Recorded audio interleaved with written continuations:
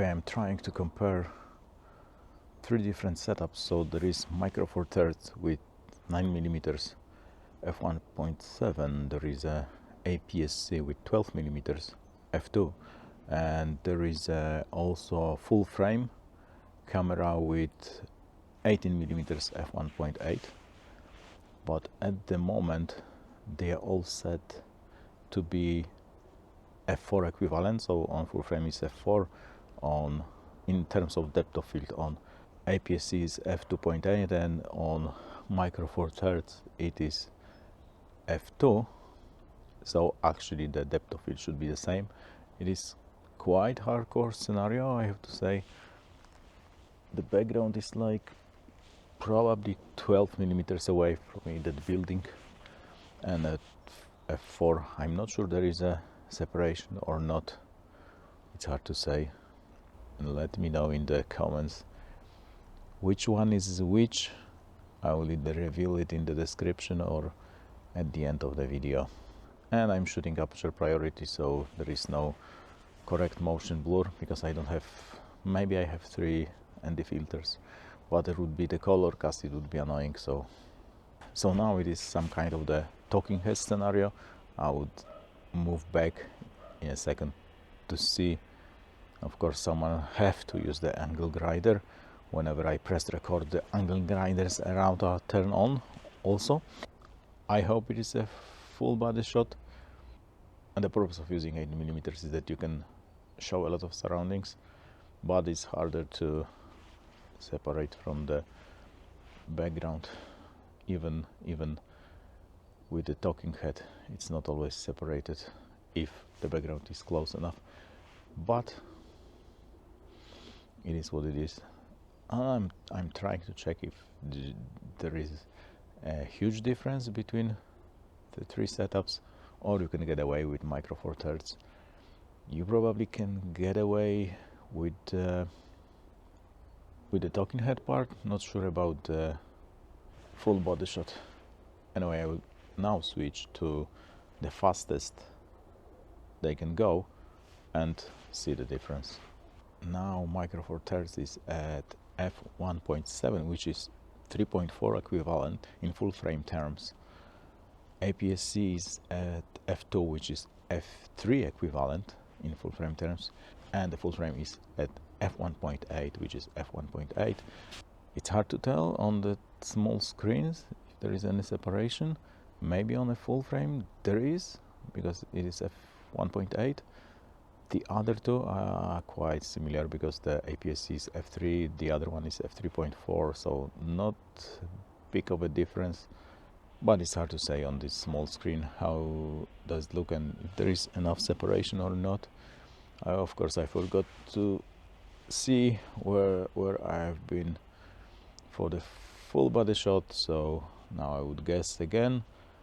But this is the difference between Micro Four Thirds full frame and APS-C with the fastest my lens can go. There are probably faster lenses, although I'm not sure there is anything faster than this Micro Four Thirds 9mm. I'm not sure there is faster 18 for the full frame, and probably there are the fastest for each system. Anyway, I'm moving back. Yeah, I think now it's full body shot. Of course, some of the cameras lost me. The Panasonic got me as a person, so my full body is surrounded by the frame, so I'm still in focus, hopefully. Not sure about the other two because the screens are too small. I don't even see myself on the screens of Sony and OM5, but that's the shot, that's the full body shot, and I doubt there is any separation from the background, but maybe there is, because I'm shooting log. Is also hard to say because there is not much of the contrast on the screen. Okay, I'm trying to do the same with 35mm equivalent, so there is a OM5 with 17mm f1.8.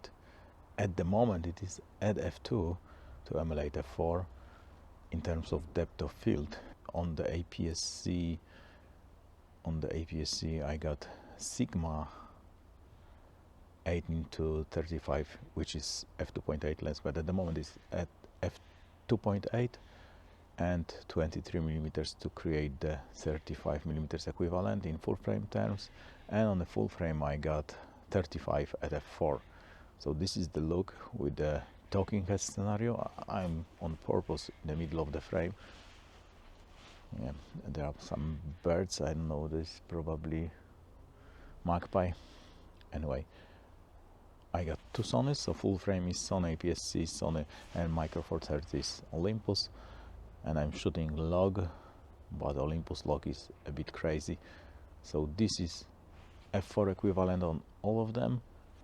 I'm going to move to have a full body shot. Anyway, I hope I'm in the shot. Maybe I would see this mark. So this is the full body shot with 35 equivalent, each at f4 equivalent. So now I have set up each camera into the fastest, or each lens the fastest it could go. So Micro Four Thirds is at f1.8, which creates the f3.6 depth of field equivalent. The APS-C is at f1.8, which creates f2.8 depth of field equivalent, so a bit faster in terms of depth of field. In terms of the light transmission is exactly the same. The full frame is at f1.8, so should create the best separation. And it seems on the screen that the full frame is much better than the Micro Four Thirds. Hard to say about the APS-C, the screen is quite dim. Anyway, that's the talking head shot on each of the 35-ish, and I moved back to create the full body shot.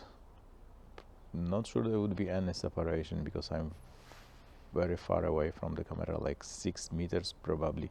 Background seems to be the same distance away from me that I'm from the camera. So that's the full body shot on 3 of the cameras, Micro Four Thirds, APS-C and full frame. So this summary segment is shot with DJI Pocket 3, so we can compare it with the other 3 at 18 millimeters. And affiliate links to the gear used in this video are in the description below. So I got some thoughts after reviewing the footage. When all the cameras are set to the same depth of field, you cannot really tell the difference. No surprise there. You can guess it based on the crop or green tint on Samyang, but other than that, not really. So for 18 millimeters, when set to the same depth of field, I'd say it doesn't matter which one you use. Although due to the worst quality of the Samyang lens, the APS-C actually produces the worst footage. And when switched to the fastest aperture on each 18 millimeters equivalent lens, actually Micro Four Thirds and APS-C look kind of the same, a part of the Samyang softness. The depth of field is definitely shallower on full frame in talking head crop, but it's really hard to tell the difference in a full body shot. For 35 millimeters, they of course look quite the same when set to the same f4 depth of field equivalent, and all 3 in talking head crop are okay in my opinion. For the full body shot, there is not much of the separation from the background for this particular shot, but I'd say this shot will do on all 3 of them. But when set to the fastest aperture, the difference is much more pronounced, especially full frame versus the other 2. But in talking head mode, all 3 are okay, maybe a part of the strange exposure on A6600. For full body shot, full frame is definitely the best, but the other 2 are not that bad. But actually the difference in price might change your purchase decision. Here is what I paid and current prices for each setup on the screen. And since all of them shoot log, you can color grade the footage from each of the cameras however you want, although OM5 and A6600 are only 8-bit. Here I have applied just a simple LUT because it is not about colors, but you can push S52 and A7 IV much farther because it is 10-bit 4:2. But for vlogs or interviews like that, I'd say all three are okay in the talking head crop. Full body shot at 35mm is when the full frame shines if you need more separation from the background. But the price difference might actually change your purchase decision because the full frame setups are more than twice as expensive as the other two. So you can have both Micro Four Thirds and APS-C for the same price as you get only full frame setup. Cheers, mate!